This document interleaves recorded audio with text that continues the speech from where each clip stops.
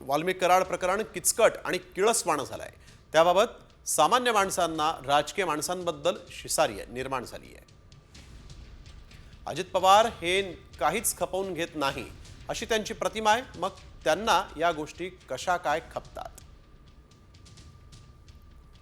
आज जे काही मला कळलं ते आणखीन धक्कादायक होतं। पूर्ण पोलीस बंदोबस्तात एक गाडी आत गेली। त्या गाडीतून उतरलेला एक इसम पोलीस ठाण्यात गेला आणि महिला कर्मचाऱ्यांशीच भांडू लागला। त्या इसमाचं नाव बालाजी तांदळे।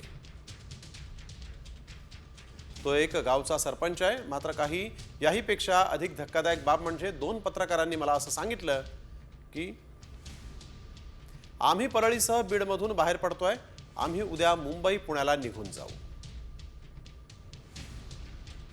कारण आमच्या मागे काही इसम सातत्यानं लागलेत। वारे वा, आधुनिक महाराष्ट्र अशा शब्दात जितेंद्र आव्हाडांनी हे ट्विट केलेलं आहे।